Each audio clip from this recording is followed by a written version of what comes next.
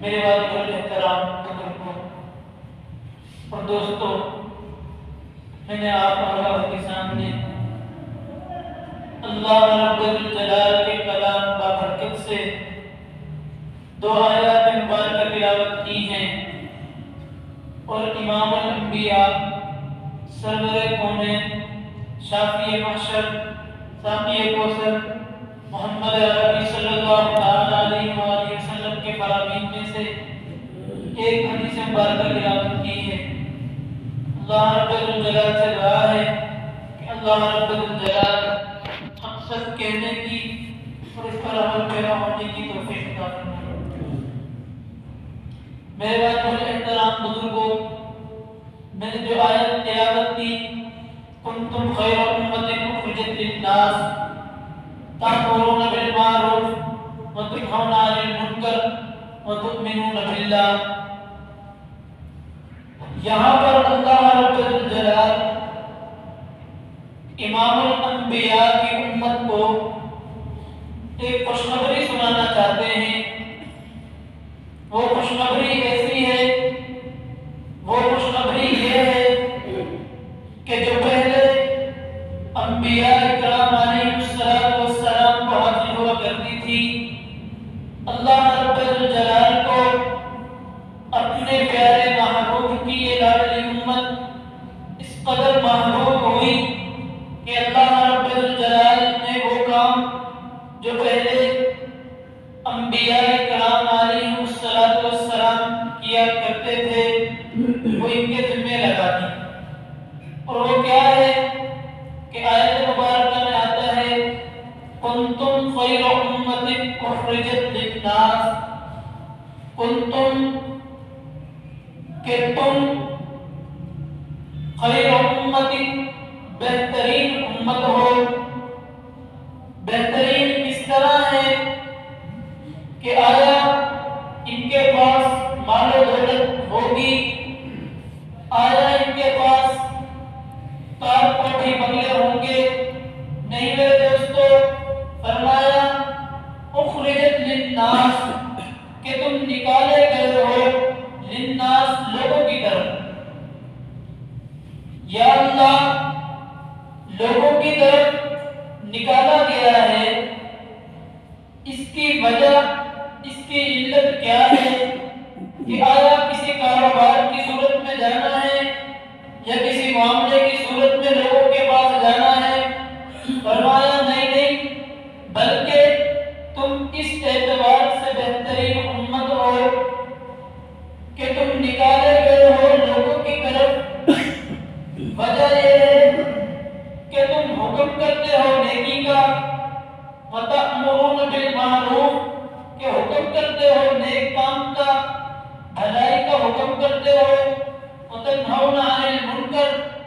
اور برے کام سے منع کرتے ہو، وَتُؤْمِنُونَ بِاللَّهِ اور ایک اللہ پر ایمان رکھتے ہو۔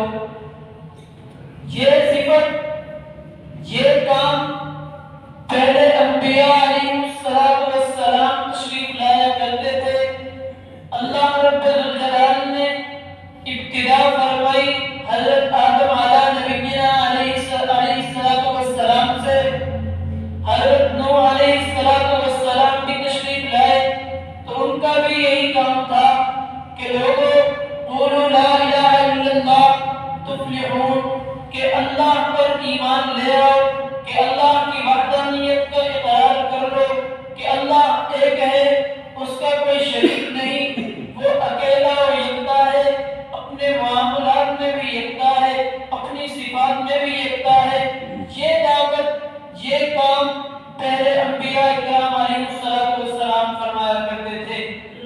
اور یہ وہ دعوت ہے کہ جس کے لیے 1,24,000 کم و بیش انبیاء کرام علیہ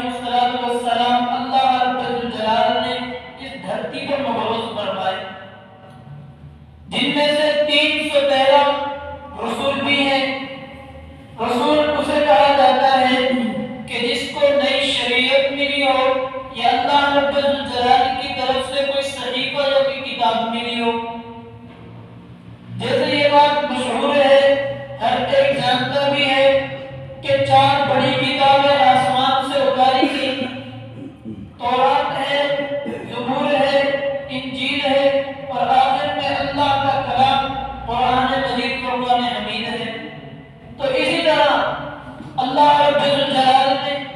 قرآن پاک میں فرمایا صحف ابراہیم و موسیٰ، اس کے علاوہ اور بھی بہت زیادہ صحیفے ہیں کہ جو حضرت ابراہیم خلیل اللہ پر اتارے گئے، موسیٰ کلیم اللہ پر اتارے گئے۔ اور میرے دوستو، ان سب میں کیا تھی؟ ان سب میں ایک ہی چیز متفق تھی، اور وہ یہ چیز تھی کہ اللہ رب الجلال کی وحدانیت کا دھکا بجانا، اللہ رب الجلال کی وحدانیت کی طرف اللہ کے بھیجے ہوئے ایک بندوں کا رشتہ اللہ کے ساتھ جوڑنا، اور وہی کام اللہ رب الجلال نے اپنے پیارے محبوب کی اسلامی امت کو عطا فرمایا۔ اور وہ کام کیسا ہے کہ کوئی یہ نہ سوچے کہ آیا میں کرتا ہوں یا نہیں کرتا، اگر میں یہ کام نہیں کرتا تو کہیں ایسا نہ ہو جسے میں کہہ رہا ہوں وہ مجھے تانا دے دے، وہ کہے کہ بھائی خود تو جھوٹ چھوڑتے نہیں ہو،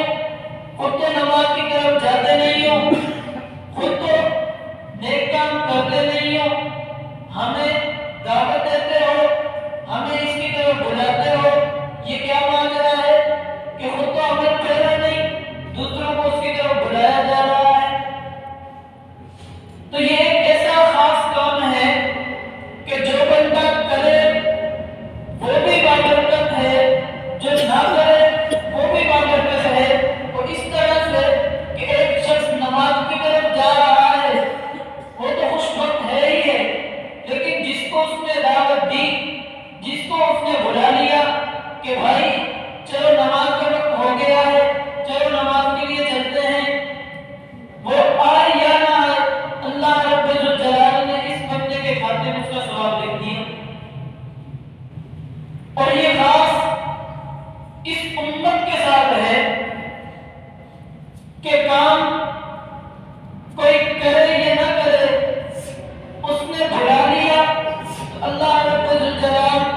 اس بندے کے نامۂ اعمال میں وہ عبادت، وہ خاص جو عبادت ہے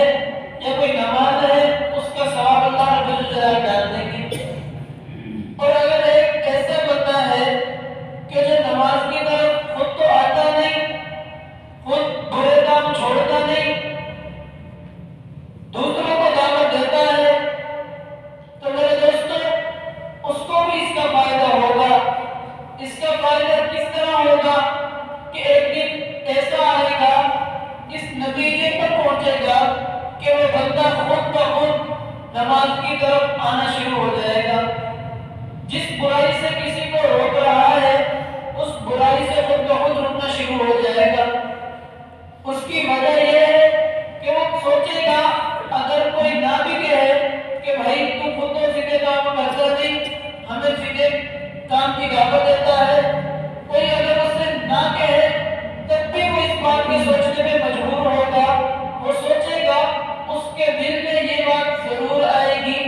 کہ بھائی میں اگر اسے سیدھے کام کی طرف لا رہا ہوں تو کیوں نہ میں خود بھی سیدھا کام کرنا شروع کر دوں۔ تو اللہ رب الجلال اس کی برکت سے اللہ رب الجلال اس بندے کو بھی نواز دیں گے۔ کہ اس کا ایک واقعہ ہے کہ بزرگ فرما رہے تھے کہ ایک نوجوان پاکستان سے باہر کے ملک جا رہا تھا، اور وہ ایسا نوجوان تھا کہ اسے ہم نے بار بار کہا کہ اللہ کے بندے نماز کی طرف آ جا، نماز پڑھا کر اپنے چہرے کو امام الانبیاء کی سنت کے ساتھ سجا دے، انبیاء کی سنت ہے اس کے ساتھ سجا دے۔ کہتے ہیں کہ وہ پاکستان میں جتنا عرصہ وقت گزارا، جتنے دن رہا، اس بندے نے نہ نماز کی طرف رجوع کیا اور نہ ہی امام الانبیاء کی سنت، انبیاء کرام علیہ السلام کی سنت کو رکھا۔ لیکن کچھ وقت ہوا کہ اس کے والد محترم نے اس کا ویزا باہر کا لگوا دیا، وہ باہر کسی ملک تشریف لے گیا۔ جب جانے لگا تو والد محترم نے ایک وصیت فرمائی، ایک نصیحت فرمائی کہ میرے بیٹے آپ جا رہے ہو غیر ملک، وہاں پر ایمان والے تو بہت کم ملیں گے، ایمان والے بہت کم ملیں گے، لیکن اپنے ایمان کی حفاظت کرنا، اپنے ایمان کی حفاظت کرنا۔ اس نے کہا ابا جی حفاظت سے مراد کیا ہے؟ میں تو کلمہ بھی پڑھتا ہوں، تمہارے ساتھ ہر کام کرتا ہوں۔ عرض کرنے لگے کہ بیٹا دوسرے لوگ بھی آپ کی شکل کو دیکھ کر کبھی بھی امتیاز نہیں کر سکیں گے کہ اگر ایک عیسائی ہے اس کا چہرہ بھی بالکل صاف ہے، ایک ایمان والا ہے اس کا چہرہ بھی بالکل صاف ہے، دونوں برابر کھڑے ہیں۔ تو میرے دوستو والد محترم نے کہا کہ کوئی امتیاز نہ کر سکے گا، کوئی یہ جدا نہ کر سکے گا کہ یہ مسلمان ہے یا یہ عیسائی ہے۔ تو عرض کرنے لگا کہ بیٹا کوئی مسلمان مل جائے تو دن میں ایک یہ ضرور کام کرنا ہے کہ 5 مرتبہ نماز کی دعوت دینی ہے۔ کسی کو بھی دعوت دے دینا لیکن نماز کی دعوت دینی ہے۔ جو بھی مسلمان مل جائے آپ نے ضرور اس کی طرف بلانا ہے۔ اور دوسرا کام یہ کرنا ہے کہ اپنے جو دوست ہوں گے، جو مسلمان دوست ہوں گے، ان سے یہ ضرور عرض کرنی ہے، ہر روزانہ دن میں 5 مرتبہ یہ بات کرنی ہے کہ بھائی یہ پیارے محبوب کی سنت ہے، یہ پیارے محبوب کی سنت ہے جس کی وجہ سے ہم دوسری اقوام سے ممتاز جدا ہوتے ہیں، یہ رکھ لو۔ تو کچھ ہی عرصہ گزرا تھا کہ 3 سے 4 سال کے عرصے کے بعد جب وہ بیٹا واپس آیا تو والد محترم نے دیکھا کہ میرے بیٹے کے چہرے پر امام الانبیاء، انبیاء اکرام علیہ السلام کی سنت سجی ہوئی ہے، یہ ماجرا کیا ہے؟ اور ہر وقت جب بھی اذان ہو جائے خود نہیں بلکہ دوسروں کو بھی نماز کی طرف لے کے جا رہا ہے، اس کی وجہ کیا ہے؟ تو پوچھا کہ بیٹا جس وقت ہم کہا کرتے تھے اس وقت تو آپ اس طرف رجوع بھی نہ کیا کرتے تھے، آج آپ کو کیا ہو گیا؟ عرض کرنے لگا کہ اے میرے پیارے ابا، جو آپ نے نصیحت فرمائی تھی، جو آپ نے نصیحت فرمائی تھی میں نے اس پر عمل کیا کہ ہر روزانہ میں نماز کی طرف بھی لوگوں کو بلاتا، 5 مرتبہ کم سے کم میں کہا کرتا تھا۔ اور اسی طرح پیارے محبوب کی سنت چہرے پر سجانے کے لیے اپنے دوستوں سے کہا کرتا تھا کہ کچھ وقت گزرا تھا کہ اللہ رب الجلال نے مجھے یہ توفیق دے دی، مجھے یہ خوش نصیبی عطا کر دی کہ میرے چہرے پر امام الانبیاء کی سنت بھی آ گئی اور میں 5 وقت کے ساتھ نماز پڑھنا شروع ہو گیا۔ تو میرے دوستوں یہ وہ کام ہے، اس لیے فرمایا کنتم خیر امۃ اخرجت للناس کہ تم بہترین امت ہو، تم بہترین امت ہو، تم نکالے گئے ہو لوگوں کی طرف، کس لیے کہ تم حکم دیتے ہو نیکی کا اور منع کرتے ہو برائی سے۔ تو میرے دوستوں یہ نتیجہ ہے کہ جو عمل کرنے والا ہے اور جو عمل کرنے والا نہیں وہ اپنی زندگی کا معمول بنا لے کہ اللہ رب الجلال کے اس فرمان کے مطابق ہم نے بھی بہترین امت میں داخل ہونا ہے۔ اور دوسری میں نے حدیث مبارکہ تلاوت کی، لا یؤمن احدکم حتی اکون احب الیہ من والدہ وولدہ والناس اجمعین کہ امام الانبیاء سرور کونین صلی اللہ علیہ وآلہ وسلم نے ارشاد فرمایا لا یؤمن احدکم کہ تم میں سے کوئی ایک بھی مومن نہیں ہو سکتا حتی اکون احب الیہ جہاں تک کہ وہ اس قدر محبت کرنا شروع نہ کر دے احب الیہ من والدہ وولدہ والناس اجمعین، اپنے والدین سے، اپنی آل اولاد سے اور تمام جہان والوں سے۔ جو مجھ سے اس وقت تک زیادہ محبت نہیں کرتا وہ کامل مومن نہیں ہو سکتا۔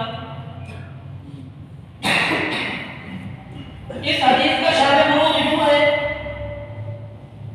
کہ سیدنا عمر فاروق رضی اللہ تعالی عنہ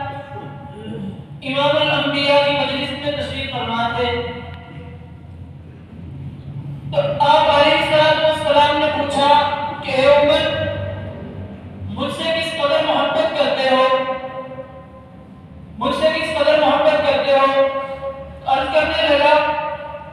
یا رسول اللہ ہر چیز سے زیادہ میں آپ سے محبت کرتا ہوں۔ پیارے محبوب نے فرمایا کہ اے عمر کیا اپنی جان سے بھی زیادہ محبت کرتے ہو؟ عرض کیا اللہ کے نبی پیارے محبوب جان سے بڑھ کر محبت نہیں کرتا۔ تو پیارے محبوب صلی اللہ علیہ وسلم نے فرمایا کہ اس وقت تک مومن نہیں ہو سکتا جب تک کہ اپنی جان، ماں، والدین ہر ایک سے بڑھ کر مجھ سے زیادہ محبت نہ ہو جائے، اس وقت تک مومن نہیں ہو سکتا۔ تو سیدنا عمر فاروق رضی اللہ تعالیٰ عنہ نے فرمایا کہ امام الانبیاء یا رسول اللہ صلی اللہ علیہ وسلم اب میں اپنی جان سے بڑھ کے بھی آپ سے محبت کرتا ہوں۔ تو پیارے محبوب نے فرمایا کہ اب تو کامل مومن ہو چکا ہے۔ تو میرے دوستو ہم بھی یہ کہتے ہیں، ہمارا بھی یہی دعویٰ ہے کہ ہم امام الانبیاء کے محبین میں سے ہیں، امام الانبیاء صلی اللہ تعالی علیہ وسلم سے حد سے زیادہ محبت کرتے ہیں۔ یہ ہمارا دعویٰ ہے، میرا بھی ہے، آپ احباب کا بھی ہوگا۔ اس کی وجہ کیا ہے؟ اس کی وجہ یہ ہے کہ امام الانبیاء کی یہ امت ہے، اس کی فضیلتیں بہت زیادہ ہیں، جن میں سے ایک یہ بھی ہے کہ آپ علیہ السلام کل روز محشر ہماری شفاعت بھی فرمائیں گے۔ تو میرے بھائی دوستو اب بات یہ ہے کہ ہم محبت کے دعوے دار ہیں، محبت بھی کرتے ہیں۔ آیا اپنی زندگی میں دیکھیں تو صحیح کہ جو محبوب کو محب سے چاہیے ہوتا ہے کہ کیا ہم اپنے پیارے محبوب کو عطا کر رہے ہیں؟ کیا ہم ان پر عمل پیرا ہو رہے ہیں؟ کہ جو پیارے محبوب نے فرمایا کہ میری آنکھوں کی ٹھنڈک نماز ہے، تو میرے دوستو یہ میں بھی اپنے دربان سے ڈھانپوں، باقی احباب بھی دیکھیں کہ آیا ہم اس پر عمل پیرا ہوتے ہیں کہ ایک نماز پڑھنے والا نماز پڑھنے کے لیے آتا ہے، آیا وہ یہ سوچ کر آتا ہے کہ میں امام الانبیاء عبداللہ کے ربط جگر صلی اللہ علیہ وآلہ وسلم کی آنکھوں کو ٹھنڈا کرنے جا رہا ہوں؟ کیا ہماری یہ نیت ہوتی ہے کہ پیارے محبوب کو میری نماز سے ٹھنڈک پہنچے گی، میں اس لیے جا رہا ہوں؟ میرے بھائیوں یہ اکثر و بیشتر ذہن میں تو نہیں ہوتی، لیکن پیارے محبوب نے چونکہ فرما دیا کہ نماز میری آنکھوں کی ٹھنڈک ہے، اگر وہ یہ سوچ کے نہ بھی پڑھے تب بھی پیارے محبوب کی آنکھوں کو ٹھنڈک پہنچے گی۔ اس بات پہ ہمیں خوش ہونا چاہیے کہ ہم نیت بھی نہیں کرتے، لیکن اللہ رب الجلال ہم پہ اپنا فضل فرماتے ہیں کہ تب بھی پیارے محبوب کو پیش کر دیتے ہیں۔ کہ دیکھا جائے تو یہ دنیا کا معمول ہے کہ اگر میں ایک صاحب کو بلا رہا ہوں اور نیت میری دوسرے کی بھی ہو، بلایا میں نے نہیں ہے، تو دوسرا کیا کہے گا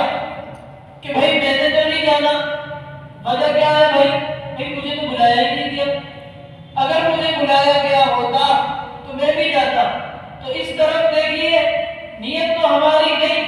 لیکن اللہ رب الجلال کیا فرما رہے ہیں؟ ہمارے اوپر اپنے فضل کا معاملہ فرما رہے ہیں کہ پیارے محبوب کو بتلا دیا کہ تیرے امتی نے فلاں نماز ادا کی ہوگی، کہ یہ ہے کہ میرے محبوب کی آنکھوں کو ٹھنڈک پہنچ رہی ہے۔ تو دوسری جانب ہے بھائی پیارے محبوب کی سنتیں ہیں کہ آیا ایک محبوب کے لیے یہ چیز ہونی چاہیے یا نہیں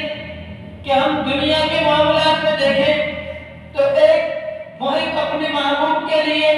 اپنے دوست کے لیے وہ کرتا ہے جو اس کی چاہت ہوتی ہے۔ اس کی چاہت ہے کہ بھائی